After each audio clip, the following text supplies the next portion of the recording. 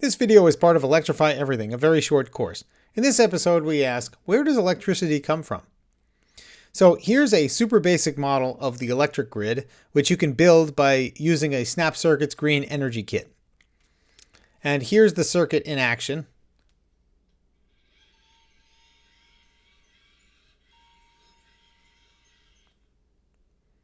Okay. So as I turn the hand crank electrical generator, I'm inputting energy that's being transferred to the fan motion, to the speaker's sound, and to the LED's light. And these are like the electrical devices you'd find in your home. The generator is like one that you'd find in a power plant. So to give a first answer to our question, generators produce most electricity, and they're basically just motors driven in reverse. In fact, here I've got two hand crank generators from two Snap Circuits Green Energy Kits hooked up to each other, and I'm turning one as a generator while the other one is being turned like a motor. So these generators are each made up of a toy motor, a gearbox, and the hand crank.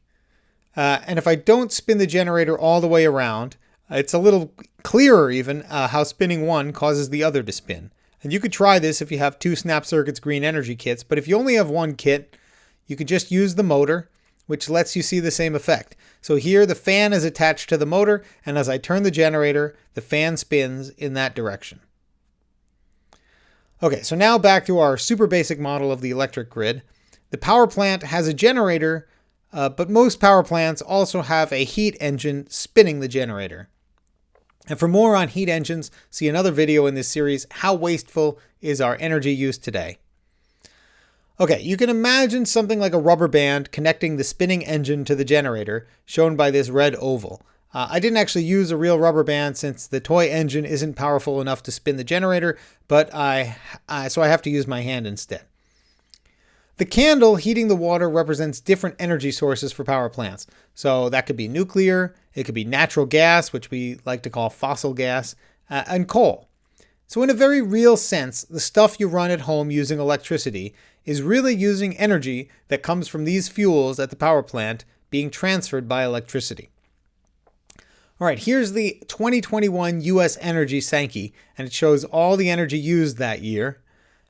This diagram is explained more in the same video as the heat engines, How Wasteful is Our Energy Use Today?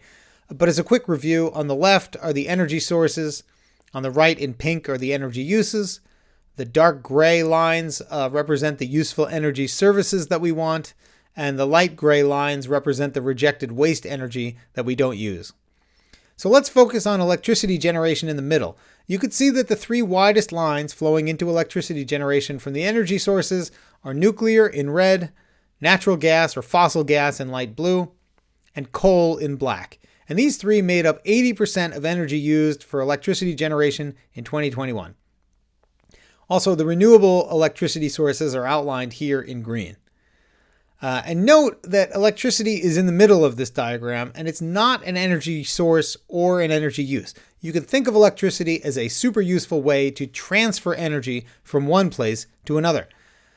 All right, and if we isolate it to make things clearer, we could bring back our red arrows from other videos. For every 100 units of energy used to generate electricity from all energy sources combined, we get 35 units of useful electricity and 65 units of rejected waste energy.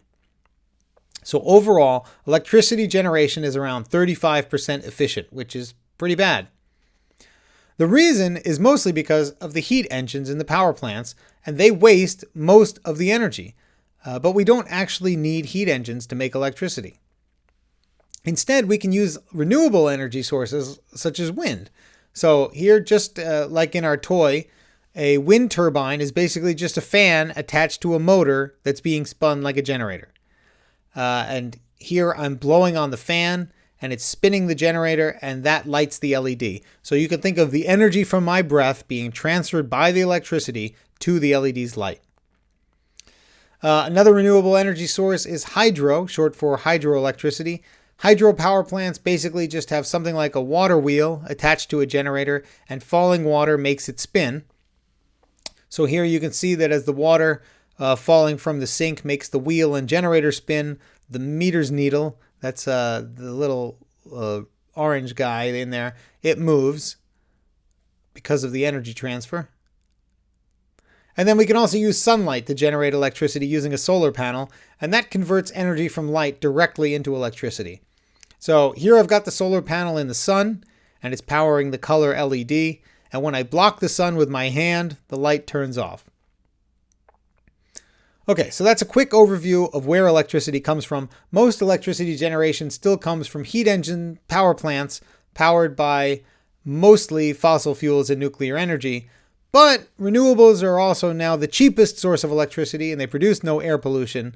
So we're building lots of wind, hydro, and solar plants.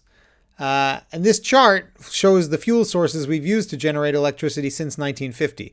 So you can see the start of nuclear growth in red starting in the 70s. The growth of fossil gas in blue starting around 2000 when fracking became popular.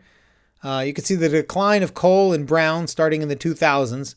And then you can see the growth of renewables in green in the 2010s as wind and solar got cheaper. And now we need renewables to quickly take over for fossil gas and coal in the coming decades so that when we electrify everything, it'll all run on cheap, pollution-free energy.